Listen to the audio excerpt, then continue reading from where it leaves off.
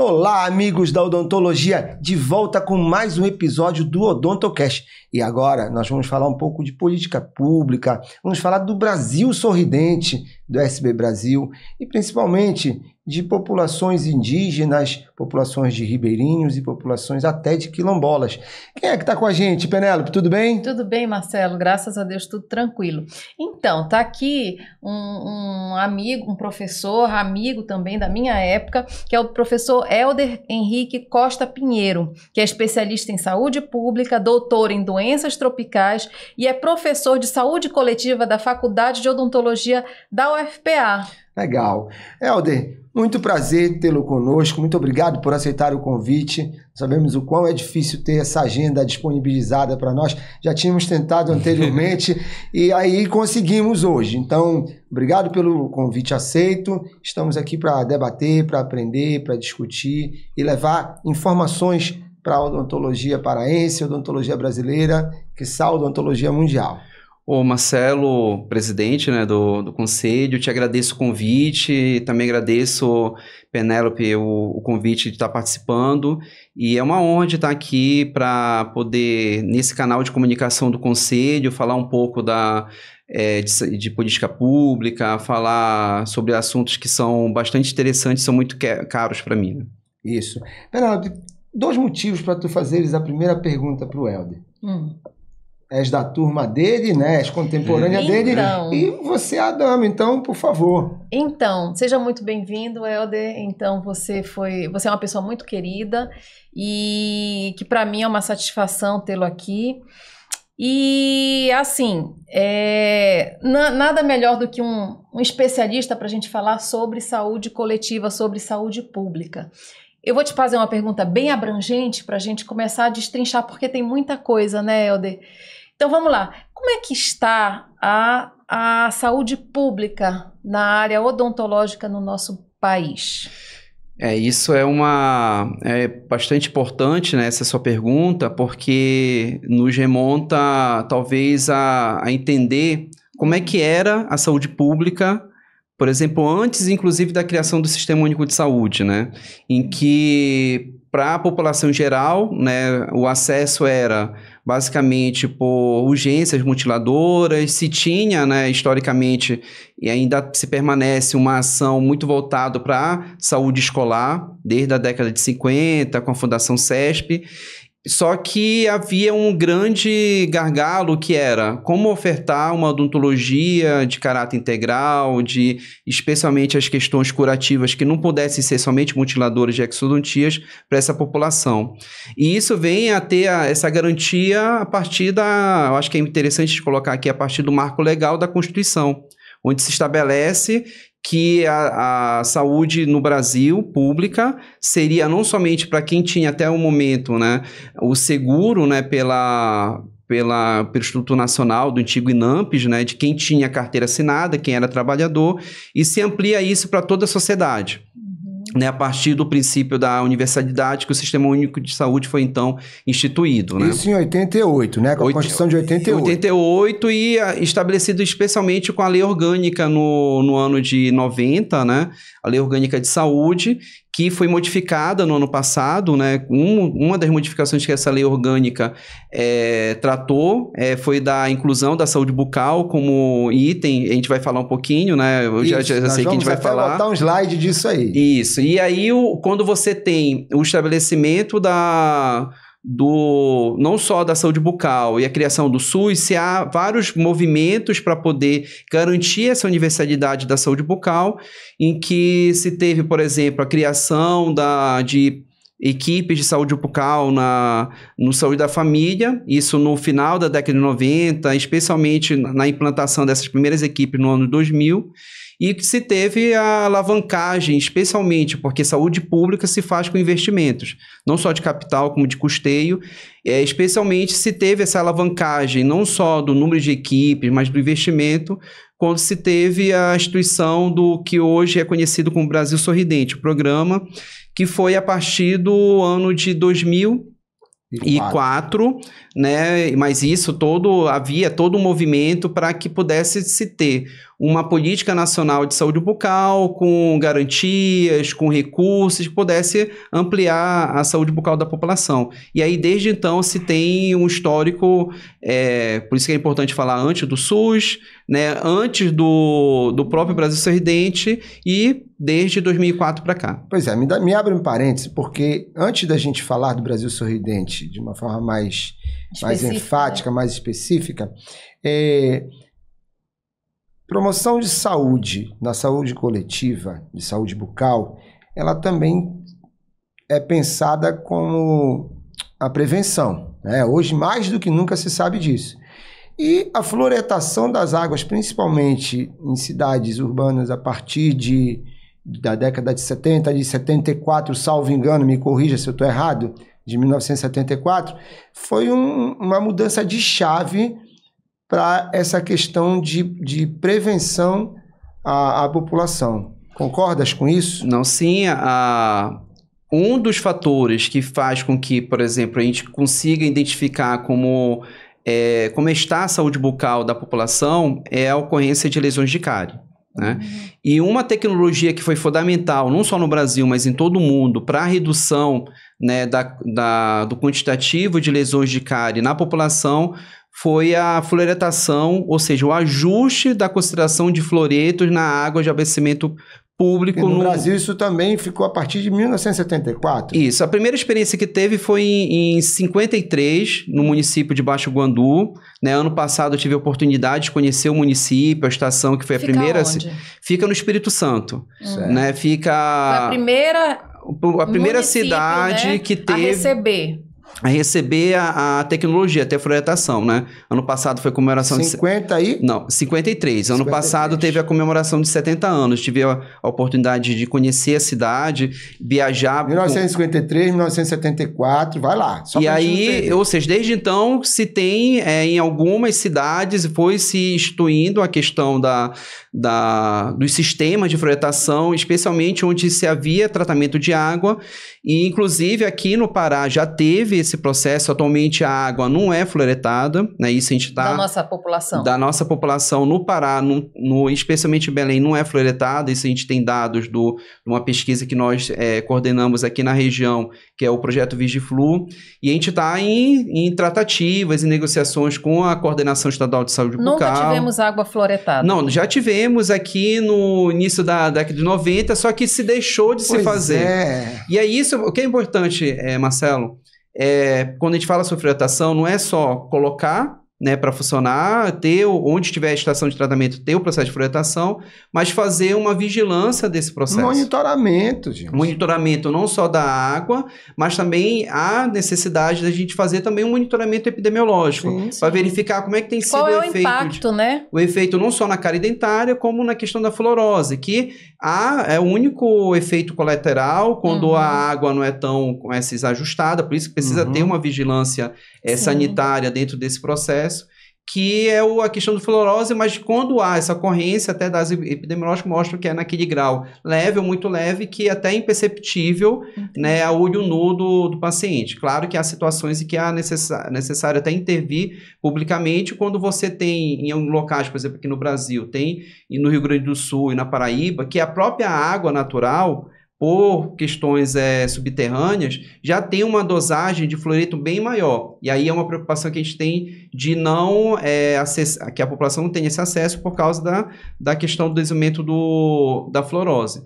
Mas é uma tecnologia que a gente precisa fazer com que, apesar de de movimentos naturalistas, de acharem que não deveria incluir o fluoreto, na verdade não é incluir. Que a água natural tem flúor, só que o flúor numa dosagem bem abaixo. E que há necessidade de a gente fazer esse ajuste porque a gente garante a quem tem tratamento, a quem tem acesso à água de abastecimento, um fornecimento de fluoretos. Qual teria número, numericamente, uma diferença no estudo?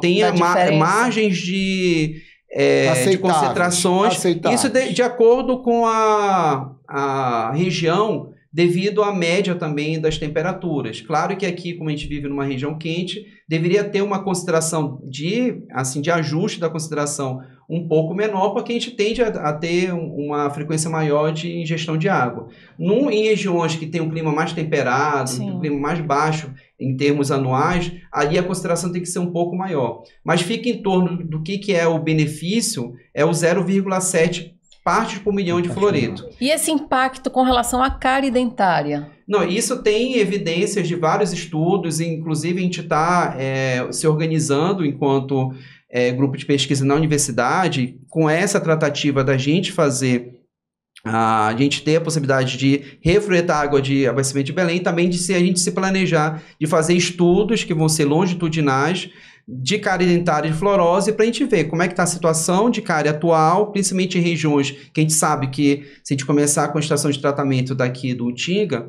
né, ele não abrange toda a região metropolitana. A gente vai também tentar mapear essas regiões para poder ver em regiões onde vai ter o fornecimento de água fluoretada, em regiões onde não tem, para a gente ver realmente qual é o impacto disso em breve, no futuro, né? Em relação à cárie dentária. Eu vou fazer uma provocação aqui, de forma geral. Imagina, foi feito através de lei, né? Em 74 foi uma lei. Lembras o número da lei? Eu não lembro. Não lembro, eu sei que... Pois é, eu sei que foi através de lei. Foi feita uma lei para que cidades de até 180 mil habitantes tivessem fluoretação nas suas águas consumidas. Não, onde houver no Brasil estação de tratamento de água, que é a última etapa... Normalmente era com cidades de mais de 180 mil habitantes à época. Isso, hoje você consegue até em bairros você fazer, desde que esteja o tratamento. Pois é, fazer porque nós temos bairros que são muito populosos, muito mais populosos até do que cidades de 180 mil habitantes, né? Então, por que eu estou falando isso? Porque a importância dessa fluoretação, nós temos também o contraponto no Pará, em Belém, de rios que não têm água tratada, e a população ribeirinha, indígena e quilombola, ela também consome essa água que não é tratada. E aí vem outros diversos problemas além da cárie. Uhum. Gente, precisamos ficar atentos a isso, porque é um momento em que a cárie ela não foi erradicada, mas ela diminuiu bastante. Tem até outras doenças bucais que são hoje mais problemáticas do que a cárie, como a maloclusão, né, para uma população atual. Então, é inadmissível Belém não ter hoje essa questão do tratamento da água fluoretada. Mas eu acho que isso vai ser uma oportunidade até de estar falando aqui publicamente, sim, claro, da gente... É responsabilidade nossa falar sobre isso. Não só a questão legal, mas a questão ética e a questão, inclusive, de benefício social. Não tem como a gente não garantir que haja esse acesso a esse direito. Sim. Mas você falou de população ribeirinha, indígena, quilombola, são populações que suas condições de saneamento são precárias, não têm acesso à água tratada, mas que também dentro desse olhar, né, a gente precisa promover... Ainda não tem, né? Ainda. E aí, o que precisa ser, Marcelo, falado? Que, claro que a cárie dentária tem vários fatores de proteção ou de risco para a sua ocorrência, mas a gente precisa promover acesso a essa população que não vai ter o acesso à água tratada, mas que tem acesso a produtos fluoretados e de ótima qualidade. Sim. Por que eu falo de ótima qualidade? Porque a gente tem até estudos que foram publicados feitos por colegas lá da Federal do Amazonas em parceria com o laboratório lá de Piracicaba, de detectar dentifrícios distribuídos para a população no Sistema Único de Saúde, na cidade de Manaus, em que a quantidade de flúor disponível era bem abaixo do que estava no rótulo. Em que a gente tem, como é CISA, já informações lamentável de que tem dentifrícios que estão no mercado, até por causa da questão quem compra nesse mercado do Sistema Único de Saúde, compra em grande quantidade, de encontrar nessas realidades, né, uma quantidade de dentifrícios que às vezes até não tem o fluoreto.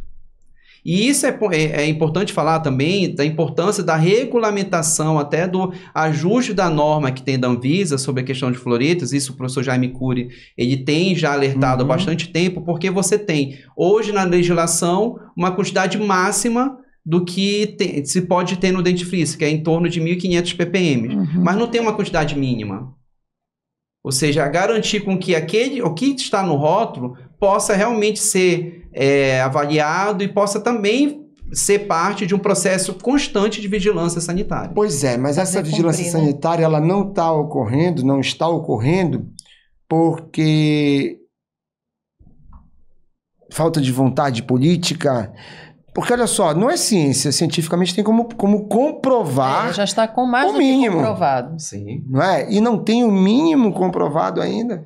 Se tem como eu te falei, na legislação hoje, é até 1.500. Sim, é o máximo. Tanto que o que é mais importante, até para nossa classe entender, que a gente precisa, inclusive, perceber, e isso faz com que também motivou recentemente nós lá da faculdade em poder também aprender sobre essas técnicas de análise, que recentemente a gente foi lá para Piracicaba, no laboratório de bioquímica lá da Unicamp, o professor Jaime Cury, a professora Cíntia, o professor Pedro, são pessoas que são formidáveis, cientistas assim, que são altamente generosos. Também a gente aprender a fazer essa análise, também para poder gerar informação de como é que está a concentração de fluoretos do que são consumidos, né, não só no sistema de saúde, mas são também consumidos pelo público em geral, para a gente gerar também uma cultura não só de vigilância, mas que possa realmente garantir que a população, ao utilizar um produto que traria o benefício para a questão do controle da cárie dentária, realmente se tenha esse benefício a partir da percepção de que tenha a concentração de fluoretos.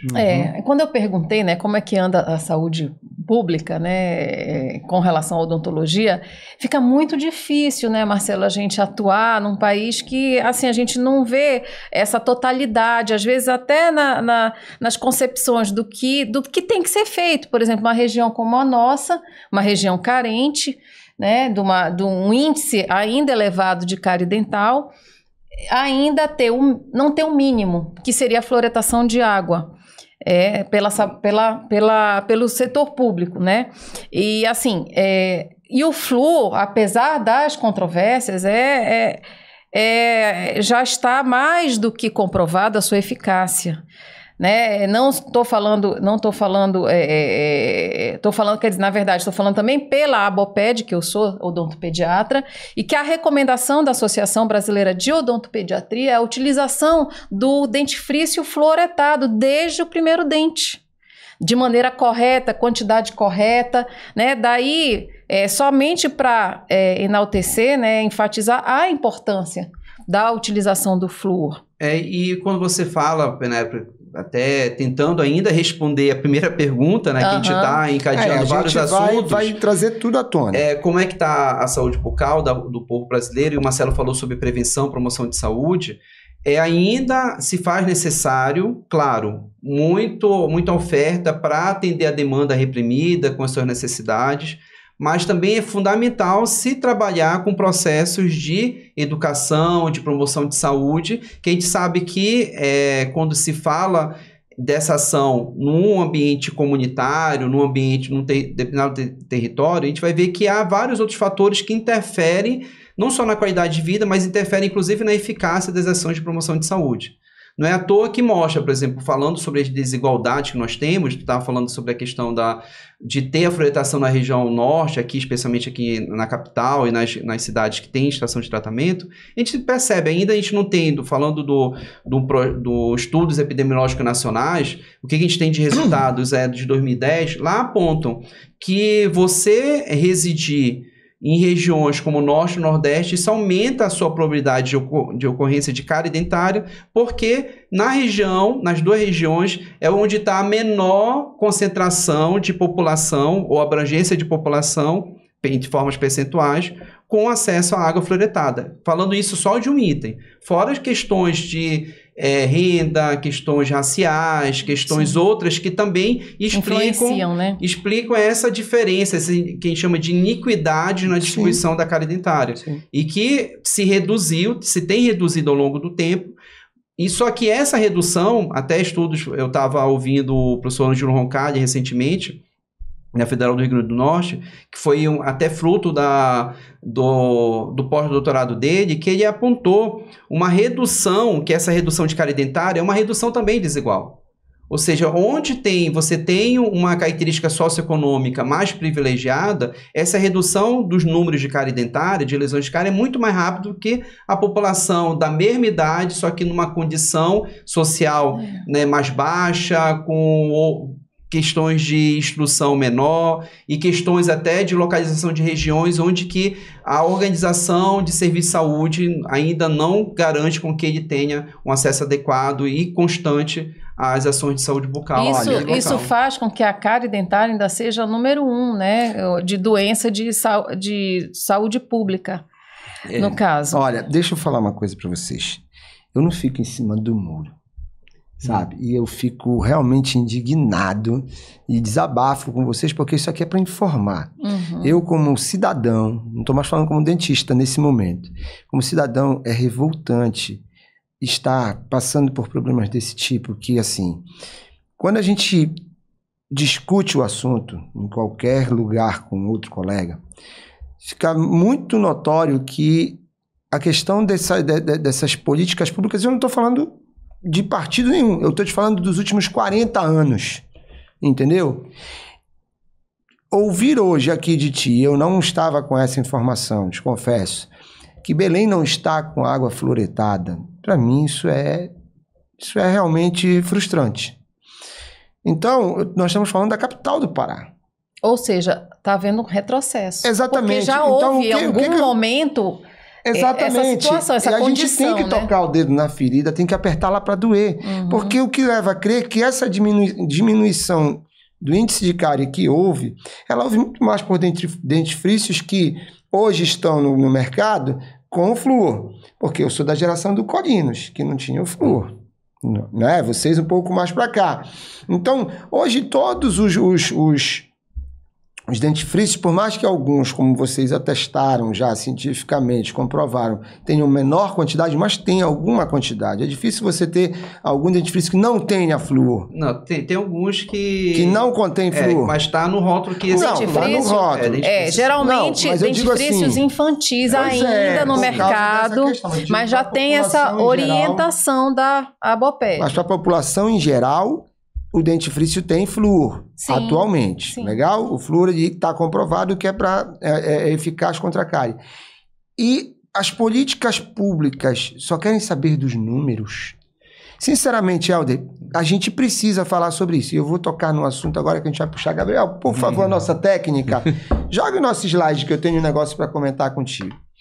Eu ainda tenho um slide aqui que falta atualizar, tá? A lei. Por favor, Gabriel. Olha só, nesse slide aí que está na tela, nós tínhamos a Lei 8.131 de 17, né, que instituía aí a Política Nacional de Saúde Bucal. O Brasil Sorridente, que é lá de 2004, como a gente sabe, não sei se é para sorrir ou se é para chorar, sabe?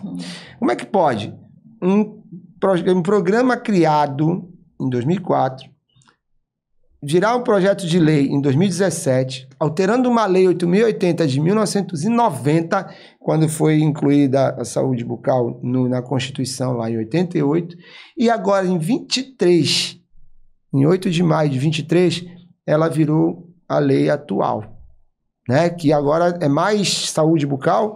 Não, ela institui a Política Nacional de Saúde Bucal. Né? O Mais Saúde Bucal é as intencionalidades, é o programa da atual gestão, né, federal que tem começado a direcionar alguns recursos, alguns investimentos. Pois é, aí que eu quero entrar.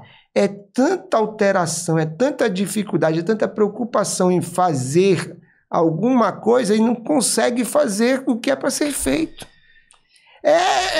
Isso daqui pra gente, além de ser frustrante, parece que é para não fazer. Marcelo, agora eu vou cutucar o Helder, que agora ele foi indicado, não é culpa tua, não, tá? Ele está lá na fonte, no Ministério da Saúde, na coordenação. Fale um pouco da sua experiência aí e o que a gente pode esperar dessa nova gestão de coisas assim positivas para nossa... Eu preciso que ele responda não a pergunta que eu fiz. Eu acho que isso é importante, Marcelo. A gente vai falar desta aqui, mas eu quero só saber o seguinte...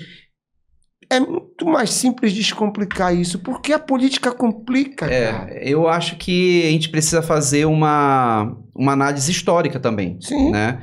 Do que é hoje, mas o que reflete hoje foram escolhas ao longo do tempo. Né? Uhum. O que eu posso dizer que a gente tem todo um processo histórico. Imagino os colegas que trabalham na saúde pública desde antes da criação do SUS, né, a minha referência profissional, né, meu padrinho da profissão, que é o professor Isami Carnevale, ele foi coordenador estadual de saúde bucal por anos. Grande abraço, professor Isami. Ele que esteve na coordenação nessa transição para o Sistema Único de Saúde, para o processo de municipalização, que foi uma escolha quando se teve a criação do Sistema Único de Saúde, que ele fosse de gestão mais descentralizada, municipalizada, em que a gente tem hoje, né, se a gente tem um quantitativo de equipe de saúde bucal e de outras estruturas, como o Centro de Especialidade Odontológica, para dar atenção especializada, os laboratórios regionais de prótese dentária, para tentar teve a participação trabalhar... dele. Não, teve, como se diz, isso não é só de uma pessoa. O que é fundamental é que a gente tem que trabalhar, que a saúde pública não pode ser personalizada. Uhum. Isso faz parte de muitos movimentos, inclusive movimentos importantíssimos sociais, o movimento da reforma sanitária, que hoje ainda há muita gente que trabalha em movimentos políticos, sociais, para que possa garantir que o sistema seja de qualidade. Mas tentando ser mais objetivo para a questão do que ainda falta, né, eu posso dizer o que já se avançou. Mas o que ainda falta requer até, inclusive, uma discussão, inclusive, mais ampliada para o Sistema Único de Saúde.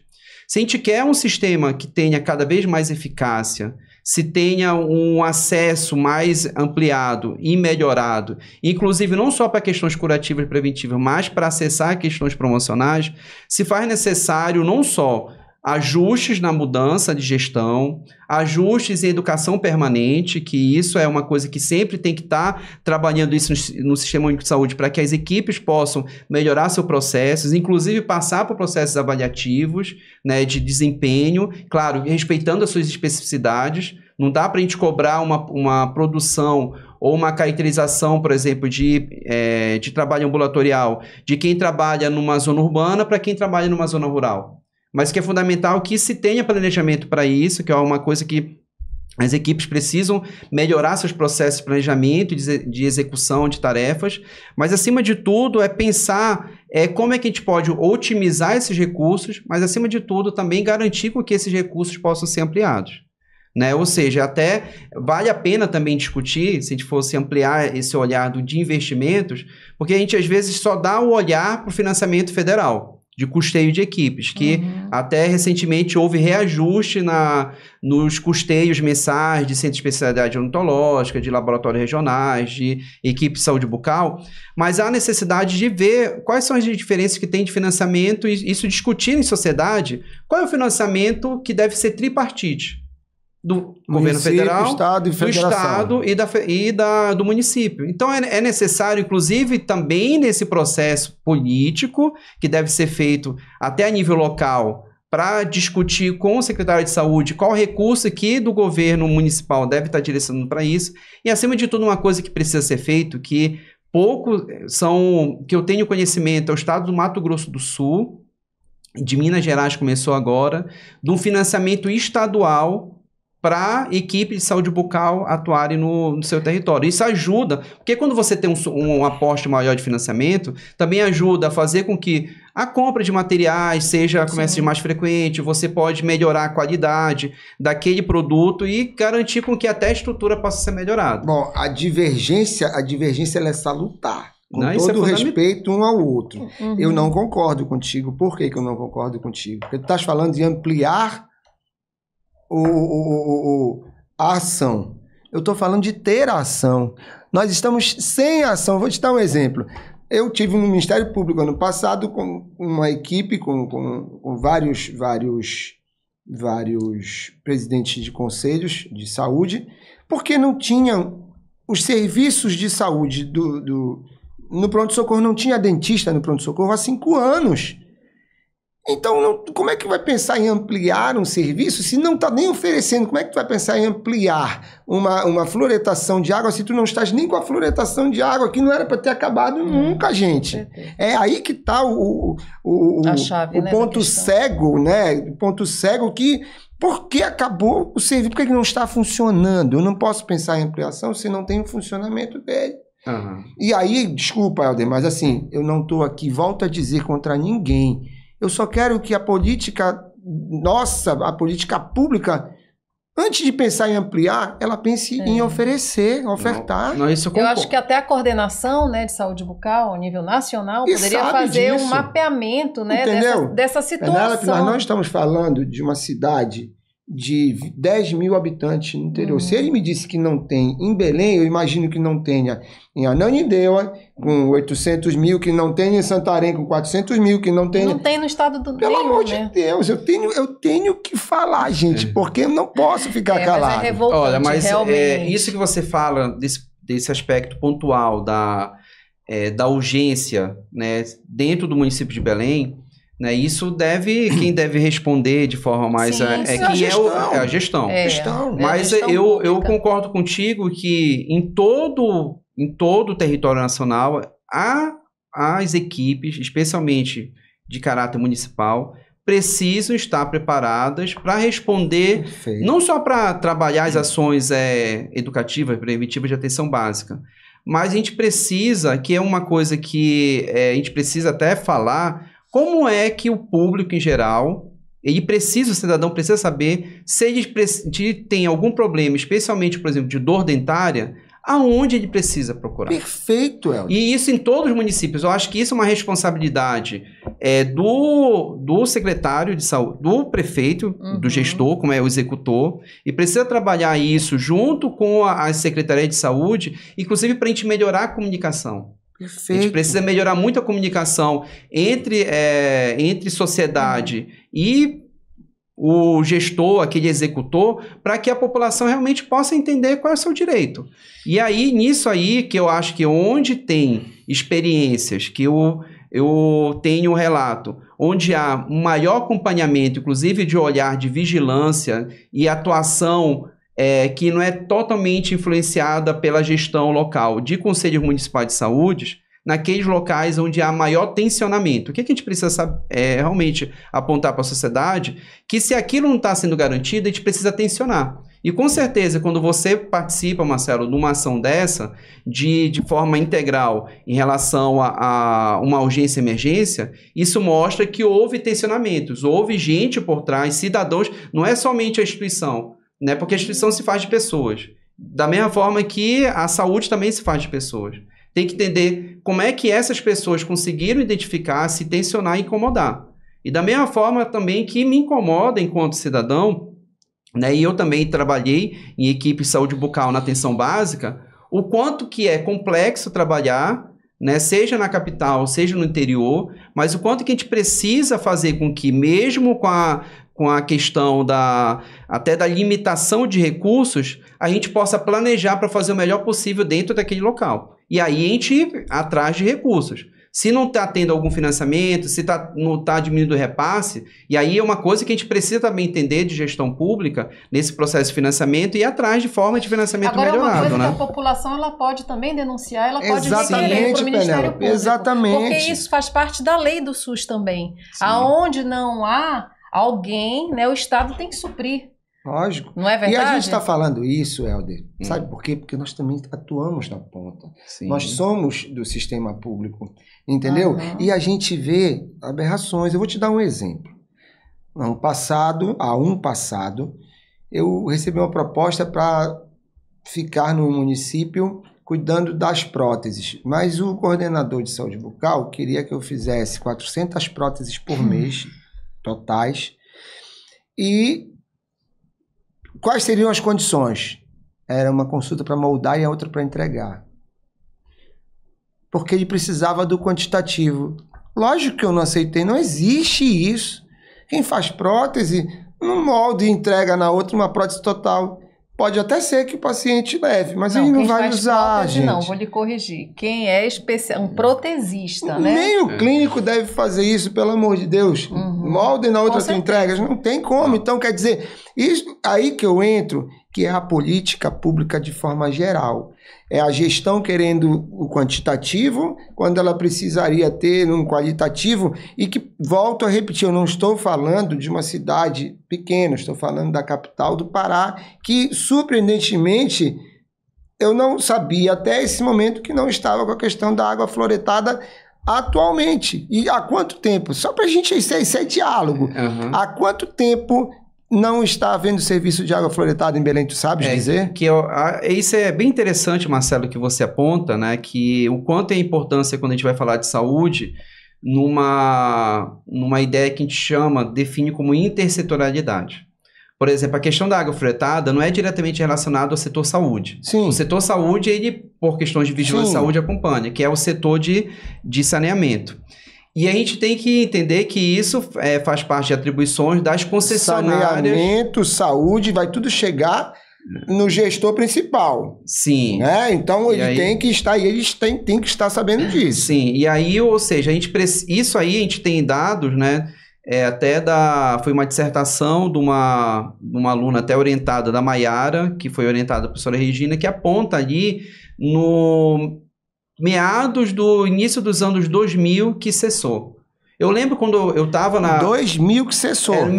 Era 2005, 2006, meados dos anos 2000. Sim. Porque eu lembro quando eu estava na graduação, eu fui fazer visita lá na COSAMPA, que era uma das aulas que o professor Isami levava com a professora Alda. Eu até te digo mais, eu acho que era uma política pública mais eficiente. Não sei, não lembro exatamente, mas eu lembro que era feito em escolas, aplicações de flúor, né? Tinha a questão da fluoretação, sim, da água. Então, tinha um olhar mais É isso que eu estou dizendo. Então, olha só, tem 20 anos que Belém está sem fluoretação de água. Tem 5 anos, 5 anos que não tinha dentista no pronto-socorro da 14, cara. É complicado. Isso não pode acontecer. E aí, quando não tem, o mínimo que tem que ter resposta é dizer, olha, aonde então eu vou ter? Ponto. E aonde vou ter? Ponto. Que aí eu não conheço, né, a realidade atual, né, da saúde bucal em Belém, da gestão, mas no mínimo que tem que ter resposta para quem é gestor, quando eu tiver alguma complicação que requer uma urgência, aonde eu preciso acessar? Então, a gente precisa ter mais clareza disso, até para melhorar os processos de comunicação com a sociedade. Isso não é só com o município, é com o Estado e com a Federação. Vou te dar um exemplo, mais um exemplo. Concursos. Acho que o Estado hoje tem absorção de talvez uns 140 dentistas, o Estado do Pará. Algo em torno de 120, 140. Tá? Pelo menos foi a última vez que eu soube. Não falta dentista, porque no conselho tem escrito em torno de 13 mil cirurgiões dentistas. Entendeste? Então, quer dizer, há um déficit muito grande de recurso humano para poder promover saúde bucal. Agora, isso é uma outra discussão que a gente não vai alongar, mas precisa haver esse tipo de sensibilidade do gestor em todas as esferas para que ele possa fechar um pouco esse gargalo. Isso é um paradoxo, né? Abrir um pouco esse gargalo, me perdoa. Nessa questão é um paradoxo brasileiro, né? Que a gente tem um quantitativo muito grande de profissionais, que continua sendo formado em uma quantidade muito grande, mas em termos de conhecimento científico, de ciência, né? Eu vi o episódio que o professor Davi Normando esteve aqui, né? Enfim, uma das minhas referências também profissionais, que a ciência odontológica no Brasil é muito boa, mas em termos de saúde pública, a gente tem diferenciais. Como é tudo de forma desigual, inclusive até para fixação de profissionais. Né? De você garantir com que, pelo menos, se tenha um processo de provimento, que eu acho que daí que a gente precisa refletir, por exemplo, sobre ações que precisam ser tomadas de forma governamental de provimento. Né? Quando a gente vai discutir, por exemplo, o programa Mais Médicos, a gente tem que entender qual é a complexidade que tem, especialmente em locais onde há vazios assistenciais, onde há uma dificuldade, inclusive de fazer com que profissionais eles estejam fixados, da mesma forma que isso precisa ser discutido e vem sendo discutido, né, na questão da saúde bucal. Né, como é que está tendo esse movimento, né, dentro até do Ministério para discutir o provimento também de profissionais de saúde bucal, porque muitos vão se formar e ficam no local onde foi formado. Né, geralmente. E aí, quando vai se trabalhar em algum local onde realmente há uma necessidade, inclusive em termos de concentração e de demanda de atendimento, há uma necessidade de ser absorvido, se haja também um processo até diferenciado de financiamento para que garante ele a ter esse acesso. Mas aí a gente cai num assunto muito mais complexo, que são, digamos assim, a estruturação, né? São políticas públicas até que o profissional seja atraído para essas localidades. E isso é uma característica, inclusive, de forma complexa, né? Acaba tendo o que motiva, né? Em termos de carreira, né? Sempre discute isso, né? Já fizemos programas com indígenas que voltaram para sua comunidade. E assim, saindo um pouquinho do Flu, até para a gente explorar um pouquinho mais, falando sobre os povos tradicionais, as populações tradicionais, que aqui nós temos todos. Nós temos os ribeirinhos, nós temos os indígenas, nós temos os quilombolas, né? Então, se a nossa própria população da capital metropolitana já sofre com tudo isso, que dirá os povos tradicionais? O que eu posso falar sobre isso é que dados até do epidemiológico do próprio projeto do SB Brasil 2010 aponta isso. O projeto, essa pesquisa nacional é em população urbana, só que o que a gente percebe? Que em municípios de pequeno porte há uma maior tendência de acúmulo de problemas.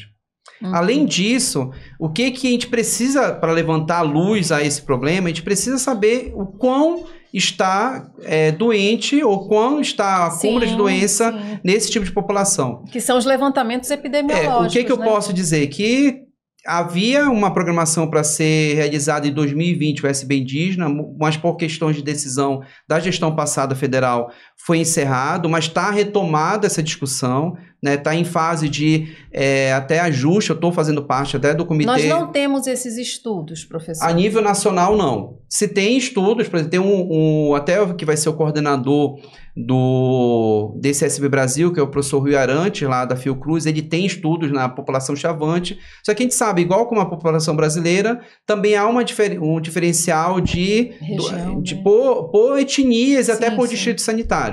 Se está se planejando fazer esse estudo, de forma, por exemplo, em relação a quilombolas, há um estudo que até são orientados do professor Hilton Silva, lá do Programa de Pós-Graduação em Saúde Coletiva da UFPA, que ele orientou um colega, o Amujaci, com trabalhos em populações quilombolas e também está orientando, né, duas colegas, a Marlúcia e a Aline também, que vão trabalhar com essa questão epidemiológica de saúde bucal aí em populações de mulheres e populações de crianças e adolescentes. Nós fomos contemplados, digo nós porque em parceria com colegas do Amazonas, né, capitaneado pelo Fernando, da Fiocruz, a gente vai fazer uma pesquisa epidemiológica de saúde bucal com populações ribeirinhas do Pará e do Amazonas. Né, vão ser amostras representativas das 7 macro-regiões de saúde, né, aqui no Pará, em termos administrativos de saúde, o Pará é dividido em 4 macro-regiões, no Amazonas 3, a gente vai ter a amostra representativa dessas 7 macro-regiões. O Pará são quais? Tapajós, pega o Baixo Amazonas ali? São 4 macro-regiões, uma mais metropolitana, uma pegando mais o Marajó, uma mais oeste do Pará, e uma pega a parte do... Nordeste. Não, o Nordeste pega um pouquinho do Marajó. Agora o Nordeste é Bragança. Mas ele pega um pouquinho da metropolitana. Tá. E aí tem o mais do sul do Pará, que pega um pouquinho... Redenção, Marabá. E aí a gente até está definindo os locais, mas que ali, por exemplo, em termos de ribeirinhos, é mais localizado na beira do Rio Tocantins, né? E aí vamos fazer essa pesquisa começando esse ano para término do ano que vem, financiado pelo CNPq, a gente conseguiu financiamento pelo edital de transversalidade de saúde coletiva.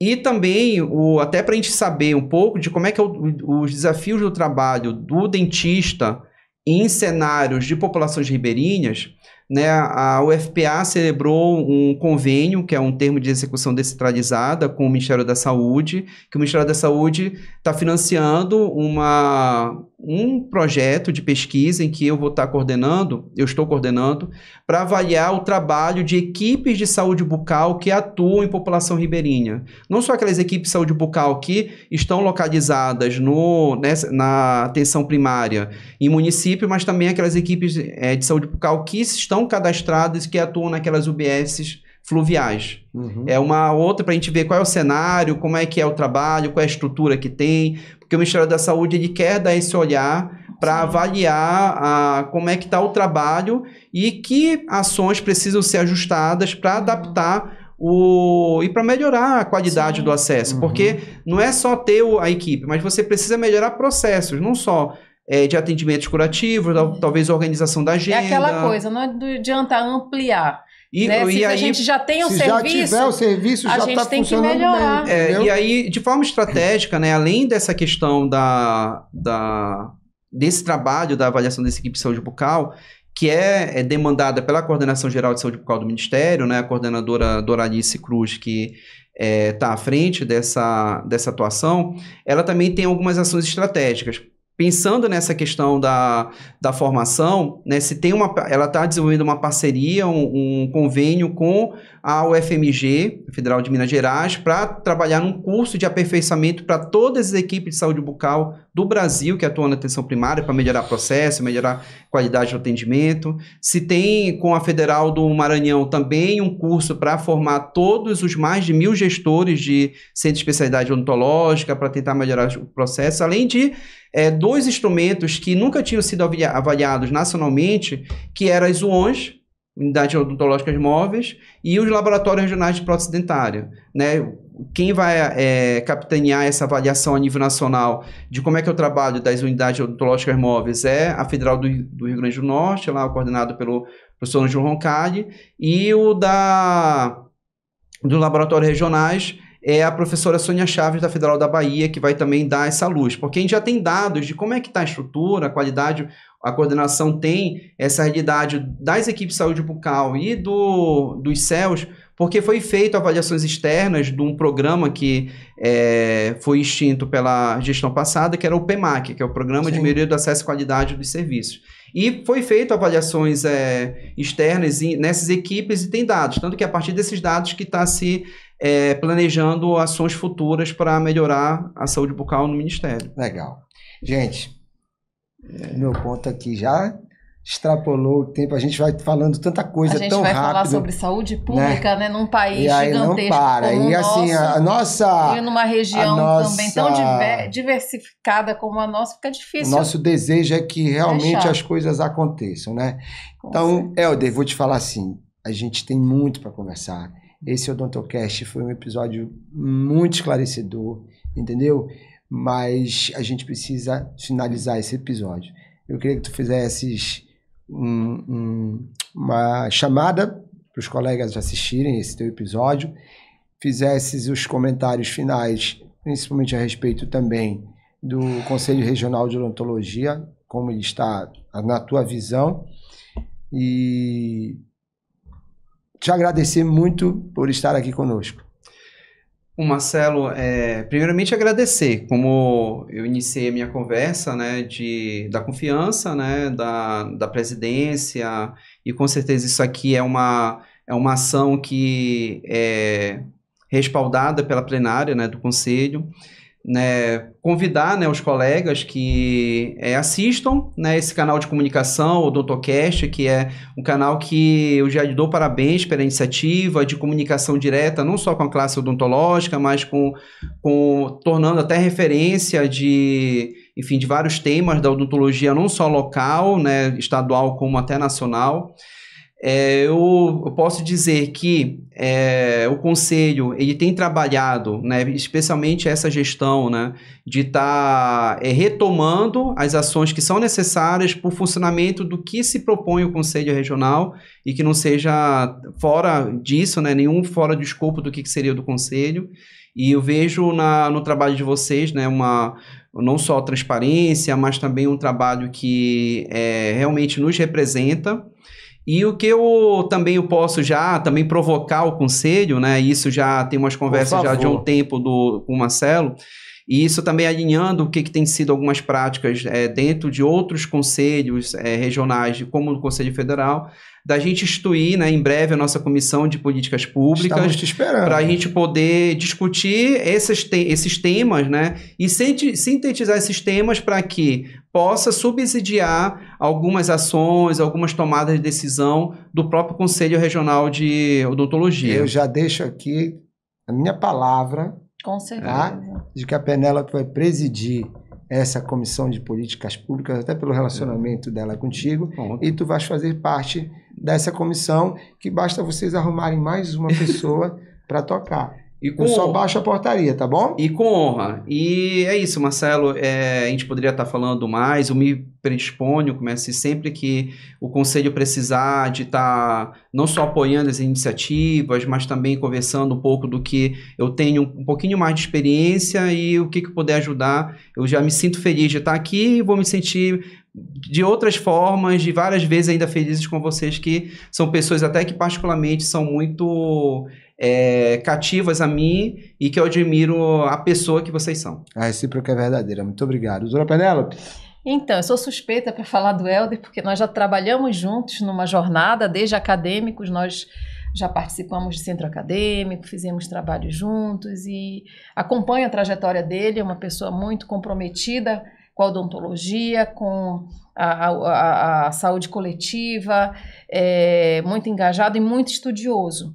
E também agora, sabendo um pouco mais dos trabalhos que ele vem desenvolvendo, que ele vai desenvolver, eu acho que isso vai nos auxiliar e muito como subsídios para a gente poder realmente traçar planos, né, para a gente poder atuar um pouquinho também nessa comissão, em tudo isso em prol para que a gente consiga, né, trazer alguma mudança para melhor da nossa odontologia, do nosso estado, né, que de uma população tão diversa e que precisa tanto do nosso comprometimento. Muito obrigada, Helder. Perfeito. Helder, eu vou te passar a revista Sorrisos Brasileiros, que é patrocinada pelo CFO, o Manual de Práticas de Éticas na Odontologia, feito com a OAB também em parceria, o nosso exemplar do Código de Ética, e a tua canequinha aí do Odontocast, patrocínio da Labo Dental, como um brinde do nosso programa, tá bom? Obrigado, querido. Pessoal, mais uma vez, agradecer ao Pedro da Labo Dental pelo fornecimento das canecas, patrocinando as nossas canecas que vão de brinde,